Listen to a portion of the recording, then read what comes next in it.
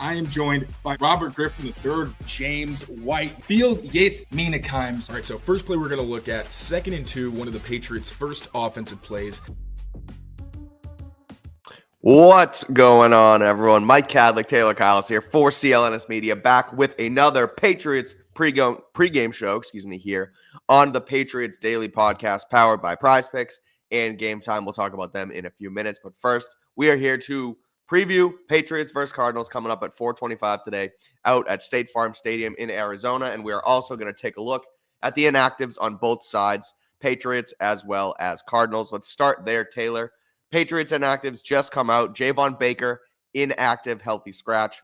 Marte Mapu, same thing. Joe Milton, emergency third quarterback. Oh, not Baker, who's in concussion protocol. Oh yeah, concussion. You're right. Thank you. Appreciate that. That helps because that makes our conversation a little easier on his front. I kept forgetting that he had the concussion because he got it on a bye week, which and we didn't get any information on how it happened or any context, so we're just kind of left to assume, like, bro, did you get concussed on your day off? But we don't know. Exactly. Very strange there. But speaking of strange, Cole Strange is also inactive for the Patriots. He will not make his return yet. He was activated this week, but still going to be a little while as he returns from that torn patellar tendon surgery this offseason. So, Taylor, immediate thoughts here on the Patriots inactives. I think now that you reminded me that Javon Baker was in concussion protocol, Marte Mapu is the big one here. I think it's kind of interesting the fact that he has now been a healthy scratch, 3rd-round pick last year for the last 2 games for the Patriots. Yeah, so the biggest one, I guess, is Cole Strange because obviously he's been at practice, had his first padded practice since returning. But one, I know we were talking about it. It feels like a weird week to kind of throw him in because the Cardinals, very aggressive defense. They send a lot of exotic looks. So Cole Strange just being his first game back, especially when Ben Brown has playing well. I didn't love the idea of this being the first game that Cole Strange played, especially because Gerard Mayo kind of hinted that they wouldn't go with the rotation, which I was cool with, completely on board with no rotation. I think that's an awkward position to have that kind of thing.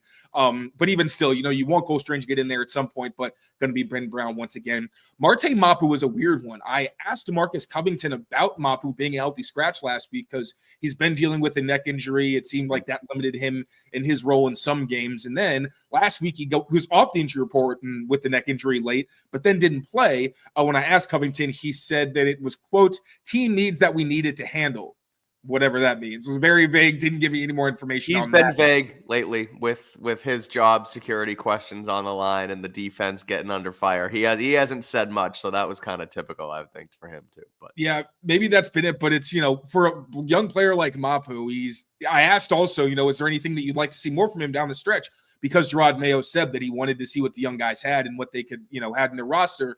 And I tweeted out earlier, there were some players I figured would have reduced roles. I thought Marte Mapu would probably play more than a Jalen Hawkins, who's only on a 1-year deal for you. It hasn't played well enough that he's like a lot to come back the way in Austin Hooper, you would think virtually no chance he goes anywhere else because he's played so well this season. So it's weird with Mapu. I think the excitement I had about him potentially being a playmaker, you've seen those flashes. He almost had a couple interceptions, had some really impressive plays in coverage where you can see the recognition and the recovery ability. But the consistency is an issue where he's still a liability against the run. Tackling has been very spotty. And also in coverage, you see feels like once a game he's got one pretty egregious error where he runs into somebody or he's late to diagnose a play and ends up getting exploited. So I know everyone's kind of thinking, why aren't we seeing a lot of Marte Mapu? It's because although he has had a lot of positive flashes, there's been too many of the negatives, and that was what I was hoping he would iron out in his second season. So disappointing season for him, obviously. So much time that he missed due to injury. Came back with the green dot and was super active with communication, but the play has been super up and down. So hopefully he figures out before season's end, but obviously down the stretch, him being a healthy scratch, not a good look. Not a good look at all. Cardinals inactives before we move on to our next sort of preview part here. Christian Jones, tackle, is inactive. Tight end Travis Vokalek, wide receiver Xavier Weaver, and nose tackle Chris Tonga. So nothing crazy on their end. Frankly, I don't think I know any of those 4 guys because none of their players, big players, absent, questionable. Cardinals are fully healthy. Kyler Murray and crew set to take on the Patriots host this afternoon. So Taylor, you mentioned it just talking about there. Gerard Mayo mentioned it this past week in a conversation with Tom Curran that they're going to look towards the youth movement on all sides of the ball and kind of get those young guys rolling in, put them in the game and kind of see what they have for 2025 and beyond with this team. You outlined it a little bit on Twitter, talking about some guys who older veterans who may have their snap counts reduced, do you think, this week? Ben Brown obviously was one of them listed, but now that's not going to happen here with Cole Strange inactive. But kind of take us through that. Tell us what you think. What are your thoughts on who could see more run this weekend? Who, may see the bench a little bit? Yeah, so going down the list for me, I had Ben Brown, obviously, like you said, that one no longer. Jonathan Jones, we already saw this at times last week. Marcus Jones also. He's been suffering an illness, so there's also a chance that he maybe doesn't play quite as much as he usually does, just in case he's not 100% healthy. So at cornerback, I talked about it in my game preview. Probably going to see more of Alex Austin. He made some plays last week. Also had some down lights, or low lights rather, but that's also expected for a guy who really hasn't played for most of the season, but you'd like to see more of him. Isaiah Bolden, somebody who spent a lot of time in the slot when Marcus Jones wasn't playing. I think we'll see more from him, maybe inside and outside, but primarily we've seen him as an outside corner. So I think we could see an uptick in activation for those guys. Jalen Hawkins, I think obviously no more Marte Mapu, but Del Pettis. He's been a guy who's looked really good covering tight ends man-to-man. Trey McBride, going to be a very tough challenge, especially when they're in zone. But I like Del Pettis as a competitive guy in some of those man-to-man situations, although, of course, he can move all over the board for you there. Kendrick Bourne, I think we've already seen him kind of get a few lesser snaps in some of the two receiver packages in place of Jalen Polk. That's been a pretty consistent thing this season, although with Polk kind of being up and down, sometimes, he's been benched, sometimes his role's been reduced. Maybe we see more of him. I'd be surprised if we see him more in three receiver sets, but there's been some of that, so, we'll see. But I think in those critical situations, you want Kendrick Bourne, you want Kayshon Boutte, and you want Demario Douglas. I think that's going to be the trio when you see the receivers in some of the red zone, third down, that kind of stuff. And then finally, Hunter Henry. This one took some people off guard. I think they thought, Hunter Henry's going to see some dramatic shift. I'm talking like a handful of snaps. It's not going to be anything crazy. But when you look at how Jaheim Bell's been used, he's really been the fullback or the H-back type off the line of scrimmage. That's Hunter Henry's role. In line, it's usually Austin Hooper on those early downs or base kind of downs. And then when you look at their usage, actually, the only times Hunter Henry and Jaheim Bell have been on the field together were in 3 tight end sets where Hooper was also on the field. Any other time, it's been Hooper and Jaheim Bell, if not just Jaheim Bell by himself. So a little bit less of Hunter Henry, not a ton or anything, but maybe you start to see Jaheim Bell not just as that fullback, but maybe even more as, that off-ball tight end. So that'll be interesting to see. But a lot of candidates in this game who could see different types of roles, in different variations, just as they try to get some of these young guys more opportunities. Yeah, for sure. I think the big one for me on the list is obviously Jalen Polk.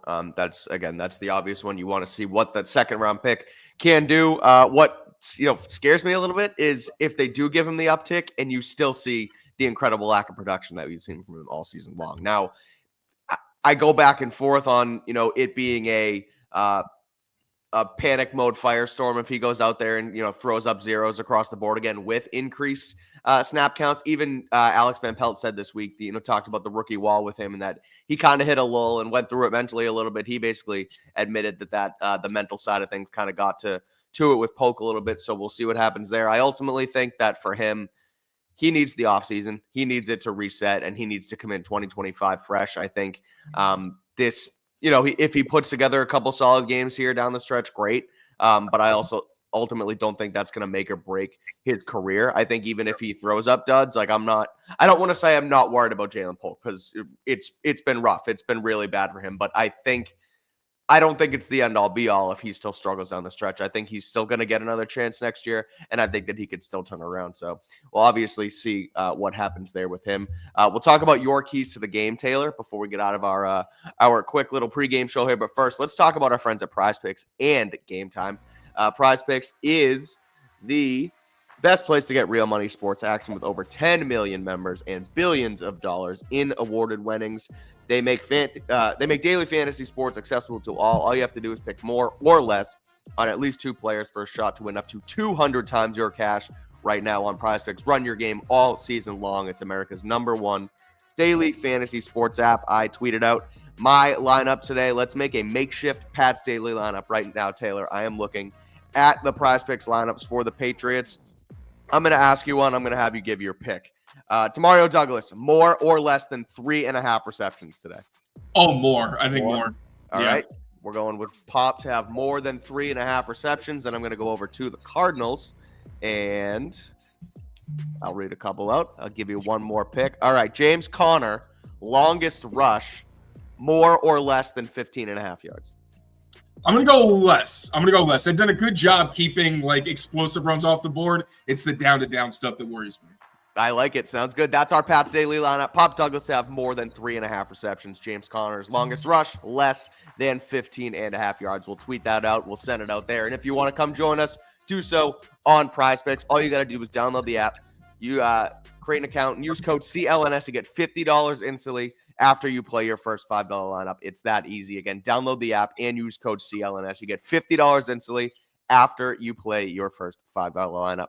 Prize Picks, run your game. We are also powered by Game Time here on Patriots Daily. It's the exclusive ticketing partner of the CLNS Media Network, and they have the new Game Time Picks feature that filters out the fluff, shows you only the incredible deals on great seats, so you don't have to waste time searching through thousands of tickets. I'm going to look at Game Time right now. I don't know if you're out in Arizona right now and you're not inside the stadium, good on you, but you can get in for as little as $23 right now. If you're out there, that's on the Game Time app. You can also use code CLNS on Game Time. You get $20 off your first purchase. But Patriots coming home in a couple of weeks to take on the Chargers. And you can get in for as little as $37 right now on the Game Time app. Not too shabby. $19 now at Arizona. So if you're still out there, last-minute tickets, they keep on dropping. They do that all the time on Game Time. They have the lowest price guarantee with Game Time. They'll credit you 110% of the difference. You can also see your seat view right in the app. And all-in pricing, toggle that feature on, and you won't get hit with the surprise fees at checkout. So take the guesswork out of buying tickets with Game Time. Download the Game Time app, create an account, and use code CLNS for $20 off your first purchase. Terms apply. Again, create an account, redeem code CLNS to get $20 off. Download Game Time today. What time is it, Taylor? Game time. It is game time. It's also time to wrap up our Patriots pregame show with your keys to the game. Taylor, you wrote it up on clnsmedia.com this week. If you haven't read it, go check it out there, but I'll let you do it on the audio version on the podcast today. Patriots 3-10, Cardinals 6-7. I think we agree that this is one of their only winnable games left on the 4-game stretch. Obviously, Bills week 18 might be something. I know you think that they have a chance against LA too, but this one feels like one where Cardinals 6-7 kind of falling off a little bit down the stretch here. Think they can win this game, but how do they do it? What are your keys to the game for the Patriots to get this done? Well, the biggest overarching thing is going to be execution in the red zone and communication. That's on both sides of the ball. They've been the biggest issues, I think, for the team. Gerard Mayo touched on those, as well as turnovers. Both, I think, forcing turnovers. That would be the third week in a row if they do get a turnover from the Cardinals, if they force one. But more, I think, for offense, because the turnover battle has been something they haven't really been able to win very often. You know, these turnovers have not been the same quality. Sometimes they're interceptions where it's just kind of fluky. Sometimes it's, Drake May trying to swim Zach Sealer, but we don't talk about that anymore. It's in the past. He's learned his lesson. So those are the big overarching keys for both sides of the ball. Then I would say for the defense, the biggest key is going to be containing Kyler Murray. Now, as a scrambler, Murray and Drake May have been two of the best quarterbacks in the NFL. Kyler Murray, a very unique challenge because he's not like the big hulking alien that we're going to see with Josh Allen and Justin Herbert, like they saw at Anthony Richardson. Kyler Murray kind of runs more like a Looney Tunes character, where it's just those legs are moving a million miles an hour. Not the biggest guy, but he's very, very elusive and hard to bring down. So the rush lane integrity and the tackling are going to have to be on point. And then if he does get out of the pocket on the back end, plaster technique. Make sure that Marvin Harrison Jr. and Michael Wilson cannot get open and hurt you down on the back end of the defense. So then with the offense, they've actually been one of the best offenses in the league over the past 4 games when it comes to moving the ball down the field, running the ball and passing the ball. Running also, hopefully we see more of Antonio Gibson. He's looked very good in a limited sample size. Ramondre Stevenson was kind of slowing down. Hopefully he can bounce back after a little week of rest. Then Drake May, been super efficient, taking what the defense gives him. That's going to be huge. So just stay on schedule, because third part of the plan is you got to beat the blitz. Now, you can't avoid obvious passing situations. You can minimize them. That's what staying on schedule is going to do. But when you get into some of those situations where Jonathan Gannon and that Cardinals defense, they dial up some more exotic stuff and really make it tough on your offensive line and your blocking, that's where Drake May is going to have his eyes in the right place to know, do I need to throw hot? Do I need to get the ball out of my hands? XYZ. Do I have enough blockers to maybe attack downfield? Need to be able to beat that. And then up front, not just picking up the blitzers, but also if they're going to send line games at you with those blitzers, make sure you pick those up, because those have been the biggest weaknesses for the offensive line. So overarching, red zone execution, communication. Then it's containing Kyler Murray, making sure that you stay on schedule and build on the positive momentum you had before the bye week. And then finally, make sure you beat the blitz because you're going to see a lot of funky stuff from this Cardinals front. Sounds like a good plan to me, Taylor. What is your prediction for Patriots at Cardinals? Give me a score. What do you think? Put you on the spot here. I know you haven't done it yet this week. Because it's an out-of-conference opponent, and these teams don't know each other very well. I'm going to say something like a 27-23 Patriots. 27 points for Drake May and the Pats offense. I love it. I'm going to go. It's crazy, probably. 21-20 Cardinals. All right. Patriots keep it close. They still don't get a win. They keep themselves in the hunt for Travis Hunter, the Heisman winner, future Patriot, potentially Travis Hunter. I'm going to go 21-20. Don't get blown out, but they lose to the Cardinals out at State Farm. All right, before we get out of here, quick check on the headlines and the drama. Can you believe that Bill Belichick called the New York Jets about their head coaching job? No, and I'm pretty sure there was a report before that was like, oh, there's so much mutual beef that would never happen. I was like, right. That's a tough look. It felt desperate, man, to me. He really needed to get back in the league if that was the case. And look, I get it. I thought it was a good pairing. Like, just 30,000-foot view, take all the drama out of it. Jets, decent roster, need someone to go in and rebuild the culture all over again. But then when he goes on the Manning cast after they fired Saleh and was basically talking shit about Woody Johnson, was like, yeah, that's the owner, ready, fire, aim, blah, blah, blah. Someone tweeted out a clip from the two Bills documentary with him and Parcells, and they were taking him through the Giants tunnel, and he looks at Parcells and like, they're gonna take us into the Jets locker room, and they were both like, oh, like we hate the Jets. And then he calls up and was like, look, I want to have a conversation with Woody Johnson. On one hand, good on him to be able to bury the beef, like I got to coach again. But on the other hand, he hates the Jets and he really wanted that NFL job. But hey, good on him. He's at UNC now. We'll see what happens there. And it's like, one, you kind of gave the Jets the last laugh because now the last probably interaction you're going to have with that organization is you being like, hey, but like maybe you want to hire me perhaps? Yeah, right. And then not only that, but like how weird is it going to be when Jets scouts are trying to like learn about UNC recruits and then he's got to have like a professional conversation. True. Oh, that's going to be very interesting because you have to wonder how much contact does he even have with people in the building. Like obviously you meet people and they end up in certain places, but like how many Jets staffers is he really in communication with or has any relationship with? I know. Well, the report was that Mike Tannenbaum is running their GM search. And I think apparently Bill reached out directly to him about it and was like, hey, I'm interested. I want to have a conversation with Woody Johnson. And then by the time they got back to him, the ball started rolling with UNC and he just went to college. But man, not going to happen. That would have been a fun story. I think it would have been a cool full circle NFL story. But again, the fact that he hates them so much, it was just like, well, let's give it a shot. Hey, he's back at UNC.